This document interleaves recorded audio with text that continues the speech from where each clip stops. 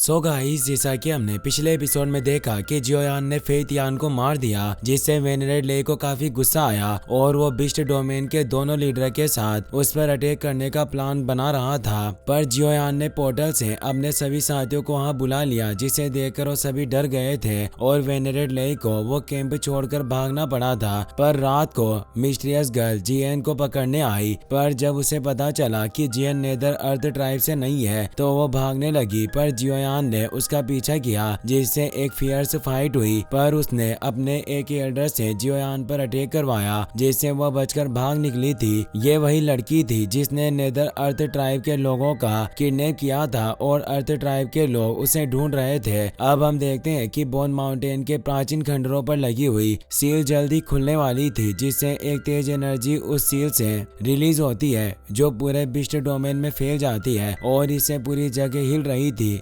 जियोयान और उसके सभी साथी माउंटेन के पास इकट्ठा हो जाते हैं। फालन स्टार पवेलियन का एक ही स्टूडेंट खुश हुआ कहता है कि यह सील जल्दी टूटने वाली है, फिर हर कोई इन प्राचीन खंडरों में प्रवेश कर पाएगा। बिस्ट डोमेन में मौजूद सभी लोग उस बोन माउंटेन की तरफ बढ़ने लग जाते हैं। जियोयान ये देखकर अपने साथियों के पास आता है और वो एल्डर हु से कहता है कि हमारी ये ट्रिप काफी ज्यादा खतरों से भरी हुई होगी और हमारा टारगेट काफी बड़ा है। हमें कुछ भी करके उस सोल ओरिजिन फ्रूट को हासिल करना है, इसीलिए मैं अपने सभी दोस्तों के साथ प्राचीन खंडरों में जा रहा हूँ, पर आपको यहीं रुकना चाहिए। इस ट्रिप पर खतरे काफी बढ़ जाएंगे। आप यहीं रहकर हमारे आने की प्रतीक्षा करना और जब किसी चीज की जरूरत होगी तो मैं आपको इन्फॉर्म कर दूंगा। एल्डर हु उसकी बात समझ जाते हैं और कहते हैं कि यंग मास्टर, मैं आपके आने का इंतजार करूंगा। अब जियोयान अपने सभी साथियों के साथ प्राचीन खंडरों की एंट्रेंस की तरफ बढ़ने लग जाता है। वो सभी फुल स्पीड में आगे बढ़ते हैं। अब हमें उस माउंटेन का सीन दिखाया जाता है जहाँ प्राचीन खंडरों में जाने का रास्ता था, पर अभी भी वो सील टूटी नहीं थी। वहाँ काफी सारे ट्राइब के लोग पहुँच गए थे, जिसमें हेवन डीमन फिनिक्स ट्राइब के लोग भी होते हैं, जिनके साथ फेंग किंगर भी आई होती है। विंड लाइटनिंग पवेलियन नेदर वेनरेड ले भी वहाँ अपने साथियों के साथ पहुँच गया होता है। फेंग किंगर अपने मास्टर को वहाँ देखकर उन्हें रेस्पेक्ट देती है। वेनरेड ले कहते हैं कि मैंने उम्मीद नहीं की थी कि इस बार इस प्राचीन खंडरों की ट्रिप पर हुआंग जुआन भी आएंगे। तो एल्डर हुआंग जुआन कहते हैं कि वेनरेड ले, तुम भी यहाँ आए हो, लगता है कि तुम्हारा विंड लाइटनिंग पवेलियन मस्ती के लिए यहाँ शामिल हो रहा है और इस बार के प्राचीन खंडरों का प्रलोभन छोटा नहीं है, जिसे दूर दूर से लोग यहाँ आ रहे हैं। वेनरेड ले मुस्कुराते हुए कहते हैं कि एल्डर जुआन, आप हमें लीड कर रहे हो, जिससे ऐसा लगता है कि इस बार के प्राचीन खंडरों में से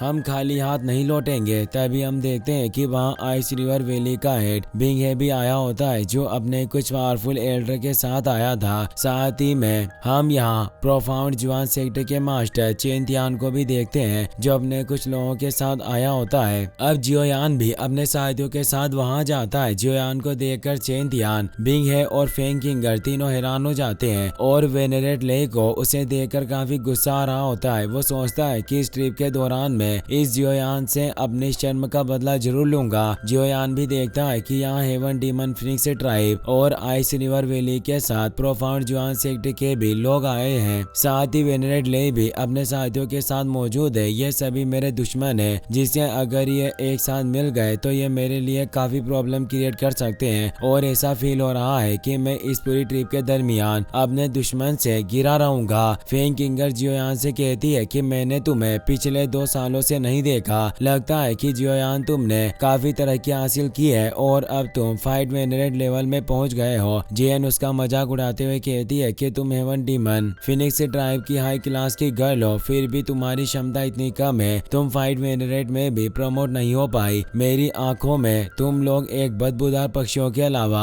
और कुछ नहीं हो। फेंग किंगर को इससे काफी गुस्सा आता है और वो उसे कहती है कि तुम किससे बदबूदार बोल रही हो। तभी वहाँ मौजूद हेवन डीमन फिनिक्स ट्राइब का एक मेंबर जियो फेंग कहता है कि फेंग किंगर, तुम्हें इस एरोगेंट लड़की की बातों में आकर गुस्सा नहीं होना चाहिए, क्योंकि कुछ ही समय की बात है फिर तुम्हें हमारे फिनिक्स ट्राइब की विरासत मिल जाएगी, जिससे तुम्हारे लिए फाइट वेनरेड में प्रमोट होना मुश्किल नहीं होगा। फेंग किंगर इससे खुश होती है। अब वो जियोयान से कहता है कि तुम ही वो लड़के हो जिसने हमारे डीमन फिनिक्स ट्राइब के एंसेस्टर के ब्लड मेरिडियंस को चुराने की हिम्मत की थी। तुम पिछले कई सालों से सेंट्रल प्लेन्स में थे, जिससे मैं वास्तव में तुम्हारे साथ कुछ भी नहीं कर पाया। दिया, लेकिन अब तुम खुद चलकर मेरे इलाके में आ गए। अब इस बिस्ट डोमेन में तुम्हें मुझसे कोई नहीं बचा पाएगा। जियोयान कहता है कि तुम सिर्फ इसीलिए मुझे धमकी दे रहे हो क्योंकि तुम 2 स्टार फाइट वेनरेट लेवल पर पहुंच चुके हो। जियो फेंग कहता है कि लड़के, क्या तुम्हारी जबान हमेशा ऐसी चलती है? वेनरेट ले ये देखकर खुश होते हैं और सोचते हैं कि अगर हेवन डीमन फिनिक्स ट्राइब के लोग जियोयान का शिकार करने के लिए आगे बढ़े तो इससे मेरी परेशानियां कम होगी और मैं अच्छे से इसका शिकार कर पाऊंगा। प्रोफाउंड जुआन सेक्ट लीडर चेन तियान भी सोचता है कि यह लड़का यहाँ बिना पिल टावर के लोगों के साथ आया है, इसीलिए अब मैं देखना चाहता हूँ कि यहाँ ये खुद को मेरे हाथों से कैसे बचाता है। मैं इससे अपने बेटे की मौत का बदला इस बार जरूर लेकर आऊंगा। तभी बर्निंग फ्लेम वैली के लीडर टेंग जेन भी वहाँ जाते हैं। उनके साथ उनकी डॉटर टेंग हो भी आई होती है, जो जियोयान की पिल की वजह से पूरी तरीके से ठीक हो चुकी थी। टेंग हो जियोयान को देखकर काफी खुश होती है। उनके साथ एल्डर वू चेन भी आए होते हैं। जियोयान भी उन्हें देखकर खुश होता है। टेंग जेन बोलते हैं कि जियोयान, मुझे उम्मीद नहीं थी कि तुम भी यहाँ आओगे, बहुत दिन हो गए तुमसे मुलाकात नहीं हुई, तुम्हारी हालत कैसी है? जियोयान उन्हें रेस्पेक्ट देता है और कहता है कि फ्लेम वैली लीडर, आपको देखकर मुझे काफी अच्छा लग रहा है। पर जियन और जियोंग उन्हें देखकर हैरान हो रहे थे। उन्हें समझ नहीं आ रहा होता कि आखिर ये कौन है। लीडर टेंग जेन कहते हैं कि जियोयान, तुमने सिर्फ 2 सालों में न केवल पिल टावर की चैंपियनशिप हासिल की बल्कि तुम फाइट वेनरेट में भी प्रमोट हो चुके हो। वास्तव में तुम्हारी स्पीड ने मुझे हैरान कर दिया। तुम फाइट और पिल मेकिंग दोनों में काफी अच्छे हो। सभी लोग जब जियोयान का नाम सुनते हैं तो हैरान हो जाते हैं और कहते हैं कि ये तो वही लड़का है जिसने फेंकिंगर को हराया था और पिल टावर की चैंपियनशिप जीती थी। जरूर ये एक डेविलिश टैलेंट वाला लड़का है जिसने इतनी कम उम्र में इतनी पावर हासिल कर ली। जियोयान टेंग जेन से कहता है कि मेरा लक अच्छा था जिससे मैं इतनी जल्दी फाइट वेनरेट में प्रमोट हो पाया। तो कहते हैं कि जियोयान, वाकई तुम्हारे शब्द लोगों को गुस्सा दिलाने वाले हैं। अगर हमारी जगह कोई और होता तो मैं तुमसे काफी ईर्ष्या करता। जियोयान कहता है कि मुझे उम्मीद नहीं थी कि बर्निंग फ्लेम वैली के लोग भी यहाँ आएंगे। ऐसा लगता है कि इन प्राचीन खंडरों का प्रलोभन वाकई सिंपल नहीं है। इसमें फाइट संत के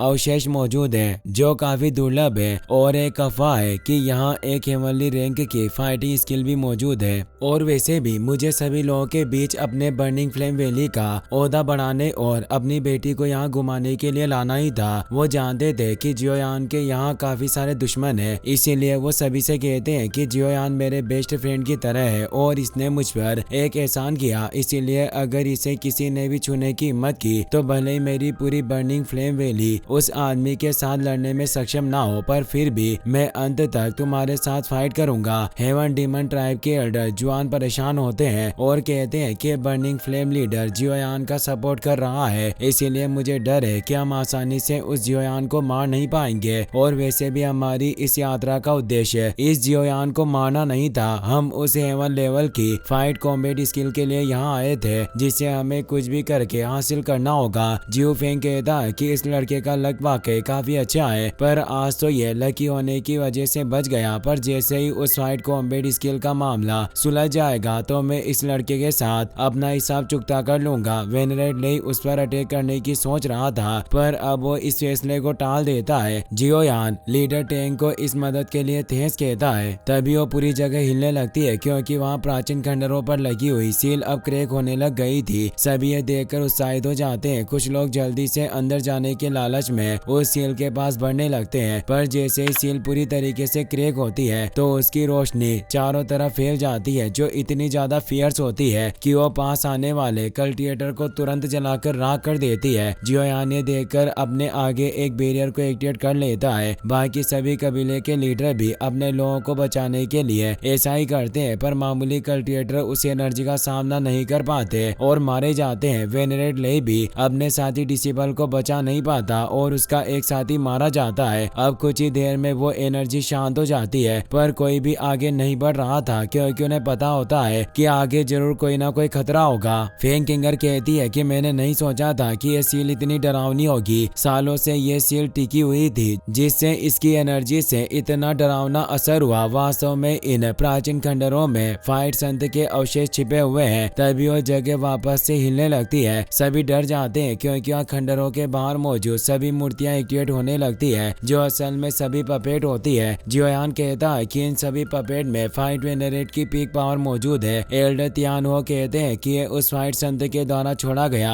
एक टेस्ट होगा जिससे साफ जाहिर होता है कि जिसके पास फाइट एंसेस्टर से कम पावर होगी वो इन खंडरों में प्रवेश करके उनकी विरासत को प्राप्त करने के योग्य नहीं है। सिर्फ टेस्ट पास करने वाला ही अंदर जा सकता है। जियोयान उनकी बात समझ जाता है। तभी अर्थ जुआन सेक्ट का एल्डर तेजी से आगे बढ़ता है। एक पपेट तेजी से उस पर अटैक करने आती है पर वो अपनी पावरफुल अटैक से उस पपेट को दूर गिरा देते हैं। पर अब काफी सारी पपेट एक साथ उस एल्डर पर अटैक करने के लिए जाने लगती है। वो एल्डर कहते हैं कि इन सभी पपेट में सिर्फ फाइट एंसेस्टर की पावर है, इसीलिए ये मेरे सामने खिलौनों के सिवा और कुछ नहीं है। और वो अपनी पावर को एक्टिवेट करके फाइट करते हुए उन्हें पीटने लग जाते हैं। कुछ ही देर में वो एक के बाद एक सभी पपेट को मारने लगते हैं। सभी उनकी इस फाइट को देखकर पपेट की शक्तियों का अंदाजा लगा रहे होते हैं। अब उस एल्डर ने सभी पपेट को हराकर नीचे फेंक दिया होता है। उन्हें लग रहा था कि वो सभी पपेट अब खराब हो गई, पर तभी अचानक लीडर पपेट वापस एक्टिवेट हो जाता है और वो जैसे ही ऊपर आता है बाकी सभी पपेट भी ऊपर आ जाती है। और अब वो लीडर पपेट सभी को एक फॉर्मेशन एक्टिवेट करने की कमांड देता है जिससे सभी 9 पपेट अपनी अपनी पोजीशन ले लेते हैं और वो फॉर्मेशन को एक्टिवेट करके लीडर पपेट को पावर देते हैं जिससे वो पपेट एक फाइट वेनरेट पपेट में ट्रांसफॉर्म हो जाता है। जियोयान ये देखकर चौंक जाता है और कहता है कि इन पपेट में इंटेलिजेंस मौजूद है जो एक गठन के माध्यम से खुद को विकसित कर सकती है, जिससे इस लीडर पपेट की पावर कम से कम 2 स्टार फाइट वेनरेट प्रैक्टिशनर के बराबर पहुंच गई होगी। जहां तक मैं इस अर्थ जुआन सेक्ट के एल्डर की पावर को देख पा रहा हूं, इन्हें इस पपेट से लड़ने में अब काफी परेशानी होगी। उस अर्थ एल्डर की पावर इतनी नहीं होती कि वो उस पपेट की पावर का अंदाजा लगा पाए, इसीलिए वो अभी भी सामने ही खड़ा होता है। तभी वो लीडर पपेट तेजी से आती है और उसे एक जोरदार पंच मारती है। एल्डर उस अटैक को रोकने की कोशिश करते हैं पर उन्हें अटैक रोकने का मौका नहीं मिलता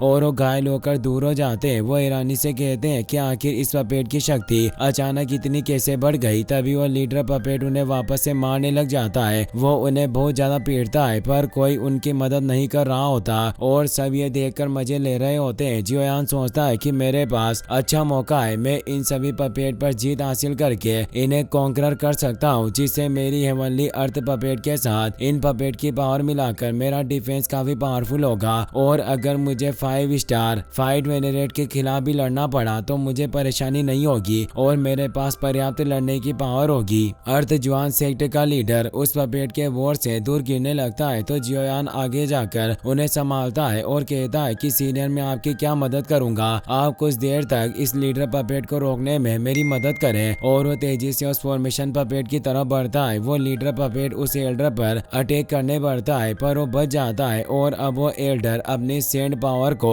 एक्टिवेट कर लेता है जिससे वो उसे एक केज में फंसा लेता है। पर वो जियोयान से कहता है कि लिटिल ब्रदर तुम्हें जल्दी करना होगा, मैं इसे ज्यादा देर तक रोक नहीं पाऊंगा। और उनका वो प्रिजन क्रैक होने लग जाता है। जियोयान तेजी से उन पपेट के बीच में पहुंच जाता है और अब वो अपनी मेंटल पावर का इस्तेमाल करके उन सभी पपेट के अंदर अपनी स्पिरिचुअल पावर को डालने लगता है। फेंग किंगर समझ जाती है कि जियोयान सभी पपेट को कॉन्करर करना चाहता है। जियो फेंग कहता है कि तुम चिंता मत करो, मेरे होते हुए ऐसा कभी नहीं होगा। अगर हम इन पपेट को हासिल नहीं कर सकते तो वो लड़का भी इसे हासिल नहीं कर पाएगा। और वो तेजी से उस फॉर्मेशन की तरफ बढ़ता है और उन पपेट को नष्ट करने के लिए उन्हें पंच करने लग जाता है। पर जियोयान ने पहले ही अपनी हेवनली अर्थ पपेट को तैयार कर रखा था जिससे वो पपेट उसके अटैक को रोक लेता है। इसी के साथ ये एपिसोड यहीं पर खत्म हो जाता है। दोस्तों मैंने इस चैनल पर मेंबरशिप को ऑन कर दिया है जिससे आप हमें सपोर्ट कर सकते हैं। साथ ही इससे आपको एपिसोड भी जल्दी देखने को मिलेंगे, इसीलिए ज्वाइन कर लेना।